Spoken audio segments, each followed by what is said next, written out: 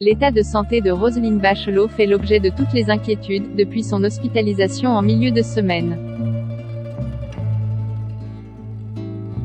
Placée sous oxygénothérapie renforcée ce jeudi 25 mars, la ministre de la Culture avait été testée positive au Covid-19 après des symptômes respiratoires, malgré une première dose de vaccin. Au cours de son point sanitaire, en fin de journée, Olivier Véran a eu une pensée pour sa consoeur. Je ne parlerai pas de l'état de santé de Madame Roselyne Bachelot, parce qu'elle a droit, comme chacun d'entre nous, au respect du secret médical, a-t-il évoqué lors de la désormais traditionnelle conférence de presse du jeudi. Par contre, je l'encourage dans le combat qui est le sien et je lui souhaite le meilleur rétablissement possible.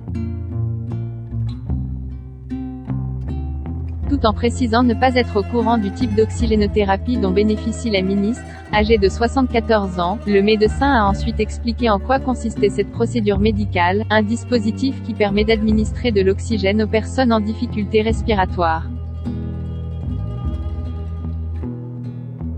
La veille, Olivier Véran s'était déjà exprimé au sujet de l'état de santé de Roselyne Bachelot, ancienne ministre de la Santé, dans l'émission Quotidien sur TMC. Si le neurologue de profession a affirmé ne pas avoir eu de nouvelles ce jour-là, il lui a souhaité le meilleur. C'est ce quelqu'un de bien, a-t-il ajouté, tout en précisant qu'il n'avait pas à s'exprimer plus longuement sur la santé de la ministre, en raison du droit au respect du secret médical. Olivier Véran a tout de même glissé quelques informations supplémentaires sur Elisabeth Borne, la ministre du Travail, également hospitalisée en raison du virus. J'ai eu des nouvelles d'Elisabeth hier qui me disait qu'elle allait sortir de l'hôpital, je lui souhaite un bon rétablissement, a-t-il déclaré sur le plateau de Yann Barthès.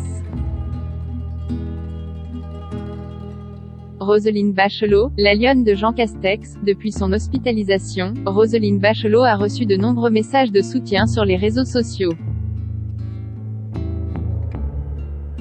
Une vague d'encouragement à laquelle la ministre a répondu personnellement, en saluant tout le travail du personnel médical. Je tenais à remercier tous ceux qui m'ont envoyé des messages chaleureux, ils me touchent et me portent. A-t-elle elle-même publié sur Twitter, tout en demandant à chacun de prendre soin de soi et de ses proches. Jean Castex surveille d'ailleurs de près la convalescence de ces deux ministres contaminés. D'après Le Parisien, le chef du gouvernement s'est porté au chevet d'Elisabeth Borne, dans le respect des gestes barrières, et a pris des nouvelles de Roselyne Bachelot, qu'il aime surnommer sa lionne. Article écrit avec la collaboration de 6 médias.